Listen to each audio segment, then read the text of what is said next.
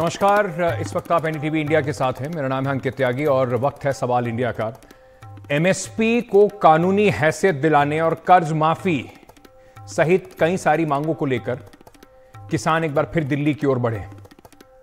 सरकार ने जो आश्वासन देकर किसानों का 13 महीने का आंदोलन 2 साल पहले खत्म कराया था, उन मांगों को याद दिलाने के लिए किसान एक बार फिर दिल्ली पहुंचने की कोशिश में। अब हरियाणा में जिस तरीके से किसानों को रोकने के भारी इंतजाम किए गए थे, दिल्ली की सारी सीमाओं को बंद कर दिया गया। Shambhu border, Tikri border, Ghazipur, Sindhu border, सब पर किसानों के प्रदर्शन को देखते हुए जबरदस्त पुलिस के इंतजाम हैं। कुछ तस्वीरें आपको दिखाते हैं। जैसे ही अंबाला से, यानी कि पंजाब से हरियाणा की ओर जो बॉर्डर है पंजाब और हरियाणा का, वहां किसान पहुंचे तो जो वहां हरियाणा पुलिस है उसने उनका स्वागत ताबड़तोड़ आंसू गैस के गोलों से किया। उसके बाद बार बार किसान और जो नेता सवाल उठा रहे हैं कि अगर किसान शांतिपूर्वक दिल्ली आना चाहते हैं तो उससे पहले ही उन्हें क्यों इस तरीके से रोका जा रहा है। उसके बाद किसानों ने पुलिस के पहले घेरे को तोड़ते हुए जो स्लैब कंक्रीट की लगाई गई थी वो हटा दी है। पिछली बार भी ऐसे ही इंतजाम किए गए थे किसानों को रोकने के लिए और कम से कम वो इंतजाम तब नाकाफी साबित हुए थे। इस बार किसानों ने जो स्लैब थे वो हटाए, पुलिस ने ताबड़तोड़ वहां पर आंसू गैस के गोले छोड़े और सख्ती की कोशिश की। किसानों को रोकने के लिए रबर बुलेट्स का भी इस्तेमाल किया जा रहा है। इससे पहले पहला घेरा तोड़ने की कोशिश के दौरान पुलिस ने आंसू गैस के गोले छोड़े थे। पुलिस ने उन्हें रोकने के लिए ड्रोन के जरिए भी आंसू गैस के गोले छोड़े और वाटर कैनन से पानी की बौछार भी की, जिसके बाद वहां अफरा तफरी का माहौल पैदा हो गया। इसके अलावा पुलिस ने कुछ प्रदर्शनकारियों को हिरासत में भी लिया है। सोनीपत के कुंडली और सिंधु बॉर्डर पर वाहनों की आवाजाही पूरी तरीके से रोक दी गई है। सिंधु बॉर्डर पर पैरामिलिट्री फोर्स की 20 कंपनियों को तैनात किया गया है। भारी पुलिस बल की तैनाती की गई है। 12 डीसीपी, 20 एसीपी और इंस्पेक्टरों की तैनाती यहां पर की गई है। किसानों को लगता है कि कसम खाई है किसी भी हद से दिल्ली के अंदर नहीं पहुंचने दिया जाएगा।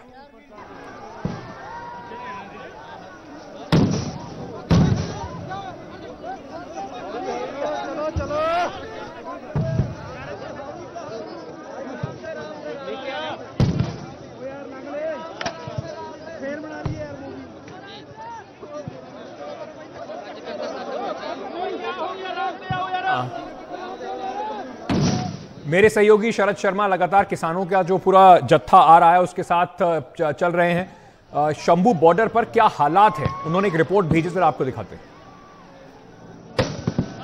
शंभू बॉर्डर पर किस तरह से पुलिस प्रशासन ने जो बैरियर्स लगाए थे, सीमेंट के बैरियर लगाए थे, देखिए कैसे किसान उसको खींच के ले गए। बहुत मेहनत मशक्कत के साथ, जतन के साथ ये बैरियर लगे थे और ये उम्मीद थी कि ये नहीं टूटेंगे या इस घेरे को जो किसान हैं वो नहीं तोड़ पाएंगे, लेकिन सारी चर्चाएं गलत साबित हुई और किसान पहला सुरक्षा घेरा तोड़ चुके हैं। ये देखिए, अब किसान धीरे धीरे करके आगे बढ़ रहे हैं। हम भी आगे से दिखाने की कोशिश कर रहे हैं। ये देखिए, और ये देखिए नाका, देखिए ये वो सुरक्षा घेरा है जिसके ऊपर किसान चढ़ गए हैं। ये देखिए, यहाँ पर सिक्योरिटी थी, ये बैरियर थे यहाँ पर सीमेंट के, ये सब किसानों ने यहाँ से हटा दिए हैं। ये देखिए ये यहाँ पर सीमेंट के बैरियर थे, ये देखिए यहाँ थे, ये ऐसे यहाँ से आगे नहीं आ सकता था कोई, लेकिन ये बैरियर, ये सीमेंट के स्लैब उठाकर किसान ले गए। और अब देखिए जो सेकंड लेयर ऑफ सिक्योरिटी है ये लगभग टूटने के कगार पर दिखाई दे रही है। किसान स्लैब पे चढ़ गए हैं, उस दीवार पर चढ़ गए हैं जो इतनी पक्की बनाई गई है, उसमें सीमेंट भरा गया है। ये देखिए पुलिस प्रशासन अब बेबस नजर आ रहा है। अभी फिलहाल आंसू गैस के गोले भी कुछ देर से नहीं छोड़े जा रहे हैं। अब लगभग ये माना जा रहा है कि बातचीत पे आना पड़ेगा। सेकंड लेयर ऑफ सिक्योरिटी पर। ये देखिए, ये वो जगह है जहां पर मोटी मोटी कीले प्रशासन ने लगाई थी। ये वो जगह है जहां पर मोटे स्लैब सीमेंट के लगाए थे और उसके साथ में सीमेंट से उसको पक्का कर दिया था। बिल्कुल पक्का इंतजाम पुलिस प्रशासन ने किया था, जिसके ऊपर देखिए किसान अब चढ़े हुए हैं। और ये देखिए, ये एक तरह से बैरियर थे कि किसान यहां से उठाकर जो बैरियर हैं, जो सामान है, नीचे नदी, घग्गर नदी में ना फेंक दे, इसको भी अब किसान तोड़ने में लगे हुए हैं। असल में किसान तब से ही नाराज थे जब से पुलिस प्रशासन ने यहाँ पर ये सब इंतजाम किए थे। उनका यह कहना था कि एक तरफ बातचीत चल रही है और दूसरी तरफ हरियाणा और पंजाब के बीच में ऐसा बॉर्डर बनाया जा रहा है जो कतई बर्दाश्त नहीं होगा। तो ये देखिए जो तस्वीरें हैं, ये देखिए किस तरह से खींचते हैं इस भारी भरकम स्लैब को किसान, ये आपको दिखा रहे हैं। ये देखिए कितना पावरफुल ट्रैक्टर है ये। और जैसे पुलिस प्रशासन इसको लेकर आई होगी, किसानों ने भी वो तरीके सीख लिए। और ये देखिए कितने पावरफुल नए नए ट्रैक्टर हैं। क्यों जी?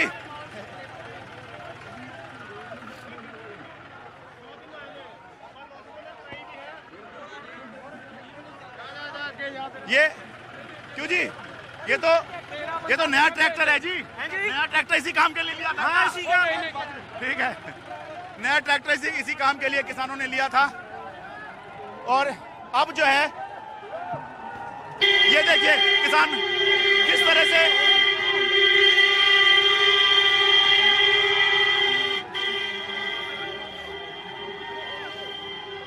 देखिएगा किस तरह से अपने ट्रैक्टर से खींच के ले जाएंगे। और जश्न का माहौल यहाँ पर किसानों के बीच है। ऐसा लगता है कि जीत गए हैं, इनको ऐसा लगता है कि हमने एक विजय प्राप्त करी है। इस तरह के बड़े बैरियर देखिए कैसे यहाँ से ले जा रहे हैं। तो फिलहाल ऐसा लग रहा है कि यहाँ पर अब पुलिस ने किसानों के सामने और प्रतिरोध ना जताने का फैसला किया है। ये देखिए दूसरी तरफ भी दिखाई दे रहा है कि किसान बिल्कुल बैरियर पे पहुंच ही गए हैं। आइए दूसरी तरफ दिखाता हूं आपको।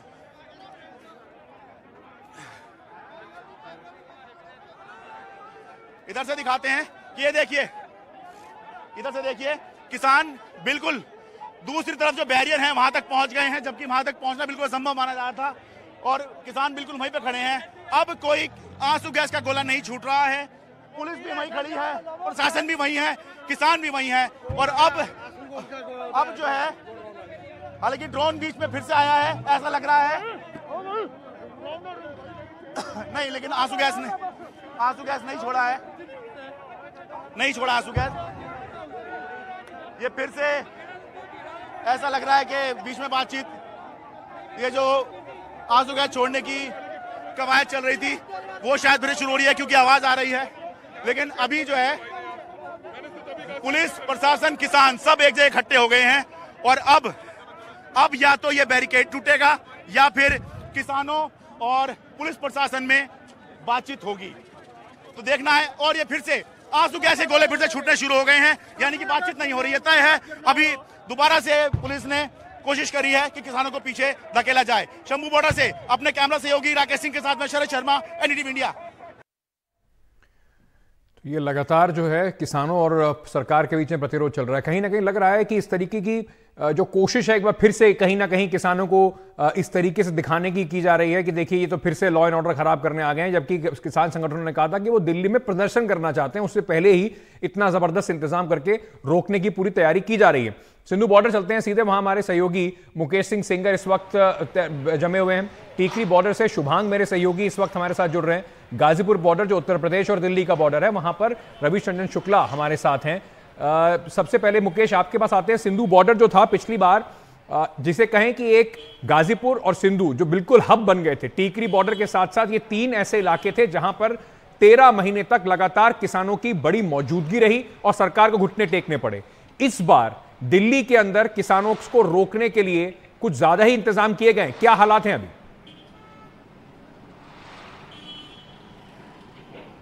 देखिए, बिल्कुल जो हरियाणा पुलिस है और दिल्ली पुलिस है उससे कहा गया है कि किसी भी कीमत पर किसान दिल्ली के अंदर ना आने पाएं, क्योंकि 26 जनवरी 2021 को लाल किले तक किसान पहुंच गए थे और ITO तक पहुंच गए थे। तो इस बार सख्त हिदायत दी गई है कि किसानों को किसी भी तरह से दिल्ली में घुसने से रोका जाए। तो दिल्ली पुलिस ने यहाँ पर बहुत बड़े इंतजाम किए हैं।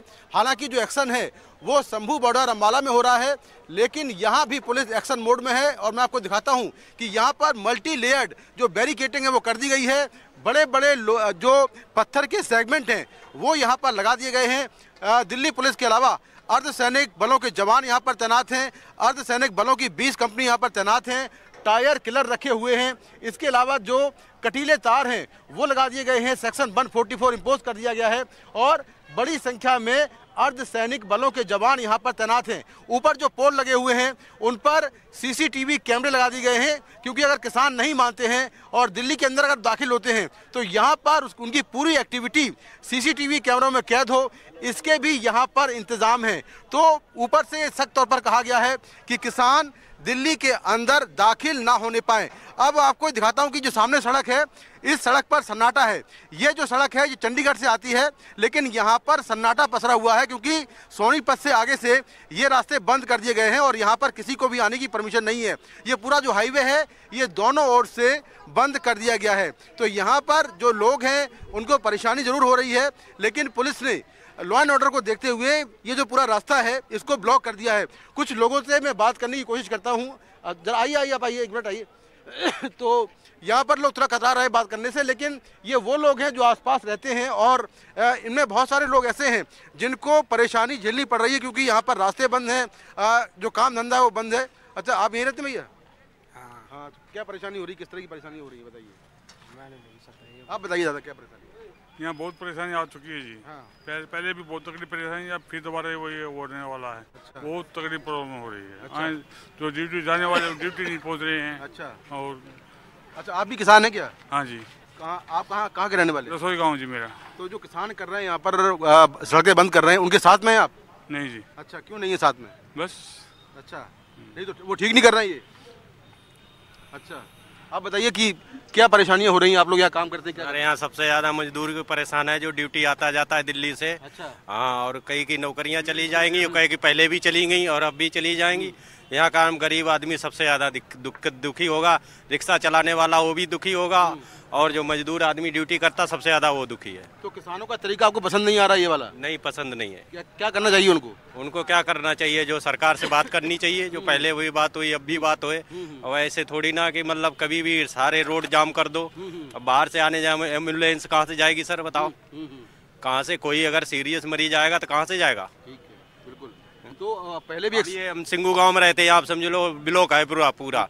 अब कहीं से मरीज भी लेके जाऊं, कहाँ जाऊं? तो बिल्कुल यहाँ पर सबसे बड़ी परेशानी जो है वो गरीब मजदूरों को है, जो आसपास लोग रहते हैं उनको है।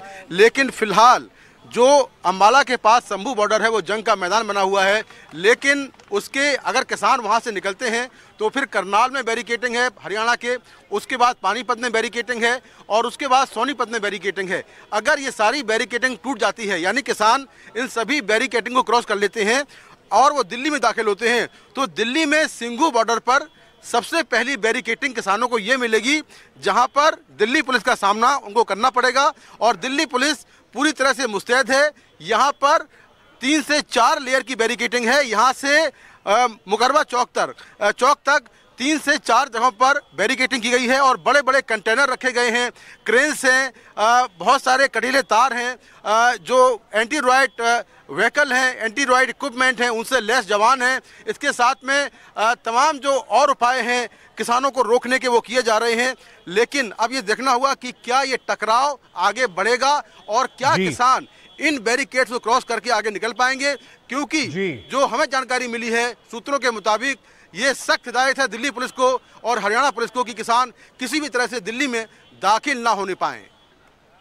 किसान दाखिल ना होने पाए, किसी भी तरीके से किसान ना पहुंचे, और इसके लिए भरपूर कोशिशें की जा रही हैं। रवीश, राकेश टिकैत ने पिछली बार गाजीपुर में मोर्चा संभाला था, इस बार राकेश टिकैत अभी तक वहां पहुंचे तो नहीं है, लेकिन कह रहे हैं सरकार ने अगर किसानों को परेशान किया तो हम आ जाएंगे, उनका समर्थन करेंगे। हालात क्या है गाजीपुर बॉर्डर पे? किसानों के पहुंचने से पहले ही लोगों को कम से कम आसपास ज्यादा परेशानी है।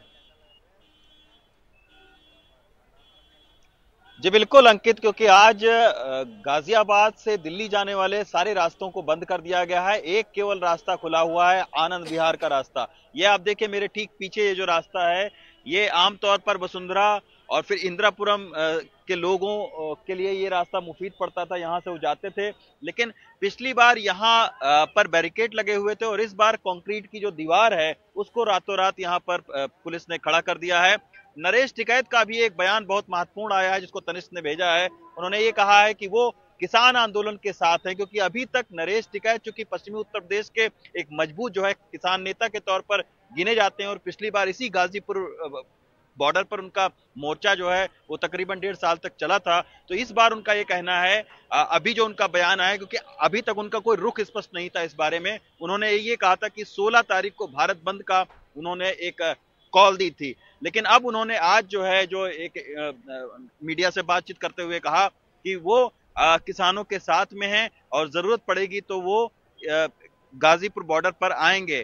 तो अभी हमने देखा कि उनके इस बाइट के बाद में, उनके इस बयान के बाद में कुछ यहाँ पर जो किसान नेता हैं वो गाजीपुर बॉर्डर पर इकट्ठा हुए। हालांकि पुलिस ने दर्जन भर से ज्यादा जो किसान नेता हैं उनको हिरासत में ले लिया है और अभी उनको थाने लेकर गई है। लेकिन ये जो इलाका है यहाँ जो है वो मेरठ से, गाजियाबाद से, खोड़ा से तमाम सारे जो कामगार लोग हैं वो दिल्ली की ओर जाते हैं। तो आज दिन भर हैरान परेशान रहे। दिन भर मैं आपको बता रहा हूं कि जो सायरन की आवाज है वो जो है वो गूंजती रही, क्योंकि मरीज तमाम सारे फंसे रहे इस जाम में। बहुत ही लंबा जाम लगा हुआ था। NH9 जो है वो तकरीबन 15 किलोमीटर लंबा यहाँ पर जाम लगा हुआ था। और अभी आप देखिएगा थोड़ी देर के बाद में जब शाम को दिल्ली से लोग लौटेंगे तो उनको फिर से एक बार भारी परेशानी का सामना करना पड़ेगा। भारी परेशानी का लोगों को सामना करना पड़ रहा है, लेकिन अभी तक जैसा मैंने कहा किसान दिल्ली तक पहुंचे नहीं हैं। तो अभी किसानों के आने से पहले ही जो जिस तरीके के इंतजाम पुलिस और प्रशासन ने किए हैं उससे लोग जो हैं वो परेशानी का सामना कर रहे हैं। टीकरी बॉर्डर चलते हैं। शुभांग सिंह मेरे सहयोगी इस वक्त वहां से जुड़ रहे हैं। शुभांग, हरियाणा से आने वाले काफी सारे जो किसान हैं वो इस बॉर्डर की तरफ जरूर आते हैं। पिछली बार ये भी एक बड़ा मोर्चा बना था किसानों का। इस बार क्या इंतजाम वहां पर हैं और क्या हरियाणा की तरफ से भी कई सारे किसान संगठनों ने वहां पे आने का कुछ फैसला किया है? वहां पर क्या हो रहा है?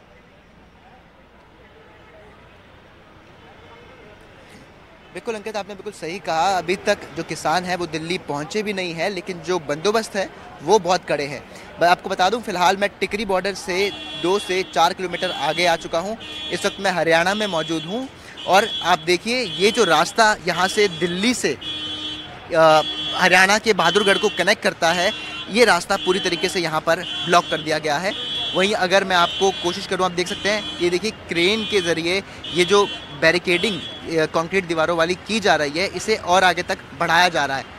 यानी कि जैसे जैसे वहाँ से खबर मिल रही है कि अब किसान आगे बढ़ने की कोशिश कर रहे हैं, उसे देखते हुए फ़िलहाल यहाँ पर एक एक करके जो इनकी सीमेंटेड दीवार है, जो इनके लेवल्स है, उन्हें बढ़ाया जा रहा है। ये देखिए सबसे बड़ी तस्वीर मैं आपको यहाँ पर दिखाऊं, ये यहाँ पर दीवार ऐसी थी जिससे पहले 2 अलग अलग दीवारों को लगाया गया, उसके बीच में जगह बनाई गई और अब उसमें सीमेंट भरा जा रहा है। अगर ऐसा किया जाता है तो देखिए कितनी ज़्यादा चौड़ी ये सीमेंटेड दीवार बन जाएगी जिसको हिला पाना भी मुश्किल होगा। यहाँ तक कि अगर बाद में इसको हटाने की कोशिश भी की जाए तो इसको हटा पाना भी बेहद मुश्किल होगा। ये देखिए किस तरीके के कड़े इंतज़ाम यहाँ पर किए जा रहे हैं और ये ठीक टिकरी बॉर्डर से पहले, यानी कि अगर आपको यहाँ से दिल्ली जाना है तो यहाँ से दिल्ली 3 से 4 किलोमीटर की दूरी पर है। इस वक्त आप देख सकते हैं कि हरियाणा में यहाँ पर हरियाणा पुलिस तैनात है। हरियाणा पुलिस के होते हुए यहाँ पर देखिए किस तरीके से इन दीवारों को सीमेंट से भरा जा रहा है। ये जो तस्वीरें मैं आपको इस वक्त दिखा रहा हूँ, ये इतना इसको सख्त बनाने की कोशिश की जा रही है। साथ ही साथ लोहे की वेल्डिंग इसमें की जा रही है ताकि उसे उठाने में बाद में आसानी हो इन क्रेन्स की मदद से। वैसे तो देखिए टिकरी बॉर्डर पर भी अच्छी खासी दिल्ली पुलिस ने बंदोबस्त कर रखे है सुरक्षा के, लेकिन ये बहादुरगढ़ से मैं आपको तस्वीरें दिखा रहा हूँ। बहादुरगढ़ के सेक्टर 9 की रोड है जो कि टिकरी बॉर्डर से 3 से 4 किलोमीटर की दूरी पर है।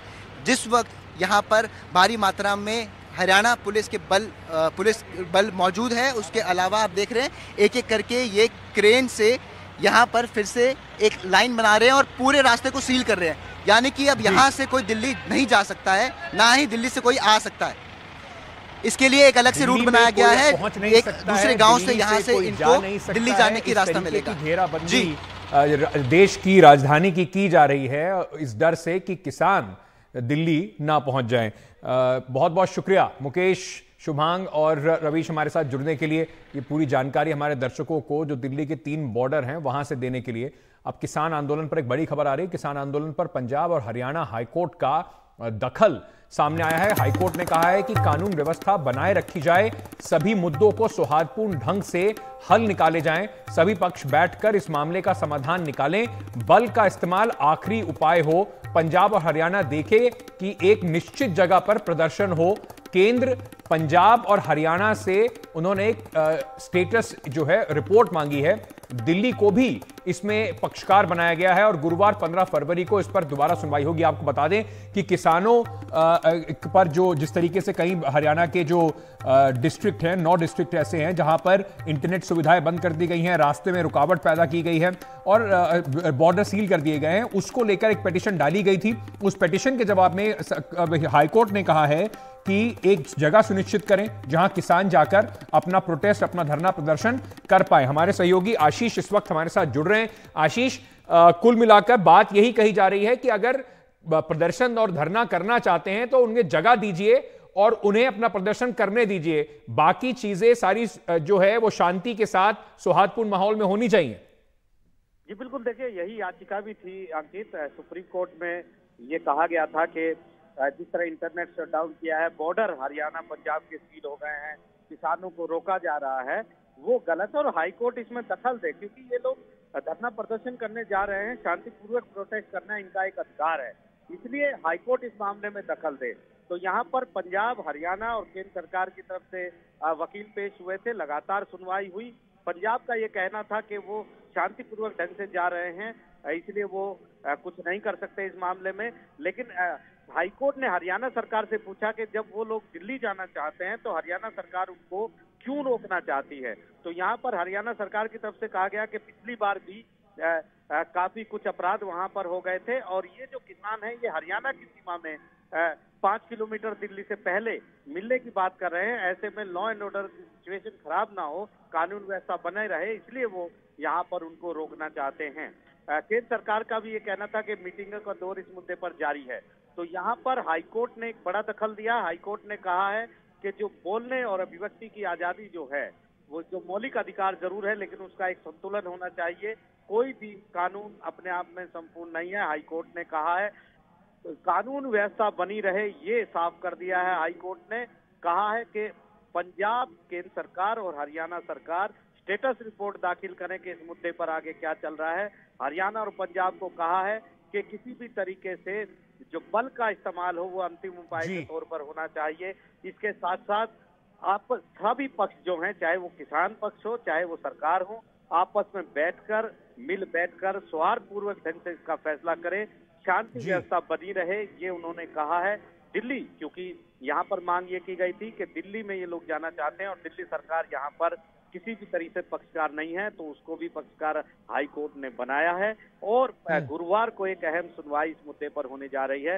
निश्चित तौर पर हाईकोर्ट में ये मामला पहुंचा है, हाईकोर्ट ने संज्ञान लिया है, हाईकोर्ट ने सुनवाई की है और अब सभी सरकारों पर हाईकोर्ट ने ये कहा है कि किसी तरह की कानून व्यवस्था ना बिगड़े, बल का इस्तेमाल अंतिम उपाय हो और इसके साथ साथ आपस में मिल बैठ करके सौहार्दपूर्ण ढंग से तमाम जो है इस मुद्दे का। बिल्कुल सही बात है। अगर किसान अपना शांतिपूर्वक प्रदर्शन करना चाहते हैं, उन्हें जगह बता दीजिए जहां किसान शांतिपूर्वक प्रदर्शन कर सके, तो शायद किसान वहां पर जाके अपनी बात को मनवाने के लिए धरना प्रदर्शन कर लें, लेकिन बल का प्रयोग पहला ऑप्शन ना हो के आखिरी ऑप्शन हो, ऐसा हाईकोर्ट ने कहा है। बहुत बहुत शुक्रिया आशीष हमारे साथ जुड़ने के लिए। इस बीच राहुल गांधी, कांग्रेस के जो नेता हैं और एमपी हैं, उन्होंने एक ट्वीट किया है। राहुल गांधी ने ट्वीट में कहा है, किसान भाइयों आज ऐतिहासिक दिन है। कांग्रेस ने हर किसान को फसल पर स्वामीनाथन कमीशन के अनुसार एमएसपी की कानूनी गारंटी देने का फैसला लिया है। यह कदम 15 करोड़ किसान परिवारों की समृद्धि सुनिश्चित कर उनका जीवन बदल देगा। तो कांग्रेस पार्टी ने इसमें एक बड़ा अनाउंसमेंट करते हुए, एक बड़ा घोषणा करते हुए राहुल गांधी की अगर कांग्रेस की सरकार बनती है तो एमएसपी जो स्वामीनाथन कमीशन द्वारा निर्धारित एमएसपी का फॉर्मूला है उसके हिसाब से किसानों को जो है वो एमएसपी दिया जाएगा। अब एक बड़ा ये चुनावी दांव भी है, लेकिन अब सवाल ये भी खड़ा होगा, कम से कम कांग्रेस शासित राज्यों में क्या कांग्रेस पार्टी ये कदम पहले उठाकर किसानों को ये सुनिश्चित करेगी कि वो जो कह रही है ऐसा ही करना चाहती है। एक छोटा सा ब्रेक लेके वापस आ रहे हैं, बने रहिए हमारे साथ।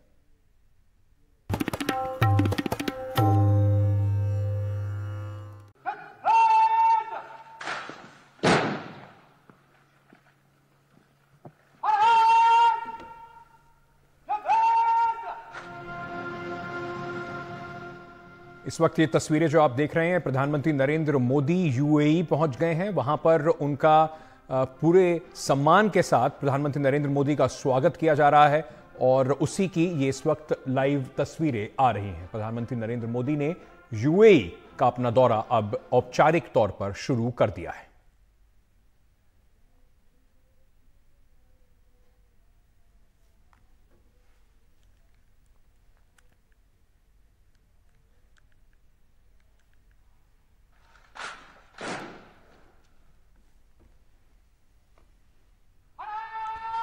इस वक्त आप जो तस्वीरें देख रहे हैं ये यूएई से आ रही हैं, जहां पर प्रधानमंत्री नरेंद्र मोदी का जो औपचारिक दौरा शुरू हो रहा है और ये सीधी तस्वीरें प्रधानमंत्री नरेंद्र मोदी को जो सम्मान वहां पे दिया जा रहा है उसकी अबू धाबी से आप ये तस्वीरें देख रहे हैं, जहां पर प्रधानमंत्री नरेंद्र मोदी को राजकीय सम्मान के साथ वहां पर रिसीव किया जा रहा है।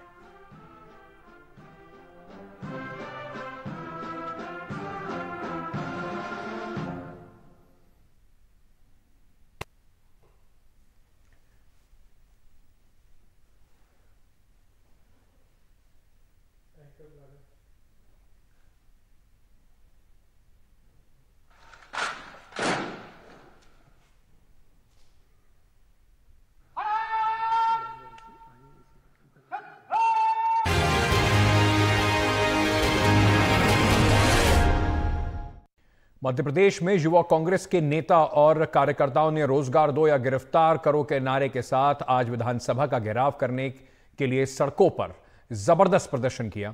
इस दौरान पुलिस ने भोपाल में कांग्रेस के दफ्तर से कुछ ही दूर उन्हें रोक दिया। यूथ कांग्रेस के कार्यकर्ताओं को हटाने के लिए वाटर कैनन का इस्तेमाल भी किया गया।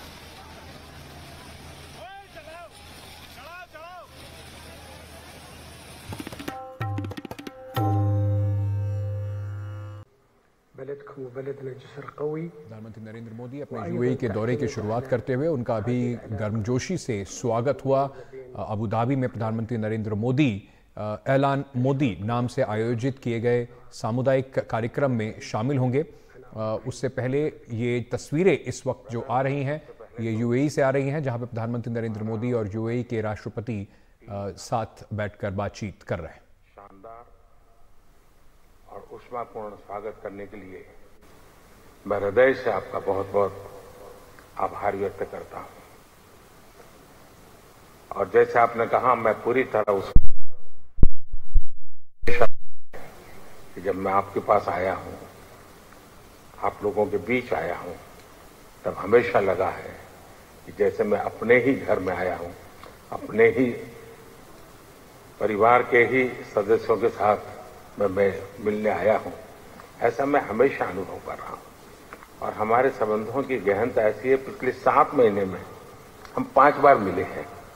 ये शायद बहुत रेयर होता है। मुझे भी यहाँ 7 बार आने का अवसर मिला है। यानी ये हमारी निकटता है और हर क्षेत्र में हम लोग जिस प्रकार से आगे बढ़े हैं और आज भारत और यूएई के बीच में हर क्षेत्र में एक साझी भागीदारी हो रही है। आज भी हम कई महत्वपूर्ण फैसले करने जा रहे हैं। हम यूपीआई मेरा और हमारा जीवन कार्ड, इन दोनों का एक प्रकार से एक नया युग शुरू हो रहा है फिनटेक का, और ये भी अपने आप में बहुत बड़ा है। उसी प्रकार से मैं आपका हृदय से आभार व्यक्त करना चाहूंगा कि आप समय निकाल करके मेरा निमंत्रण स्वीकार करके मेरे होम स्टेट आए। वाइब्रेंट गुजरात समिट को आपने एक नई ऊंचाई दी और उसके कारण उसका गौरव भी बढ़ा है। विश्व में उस इवेंट की भी प्रतिष्ठा बढ़ी है।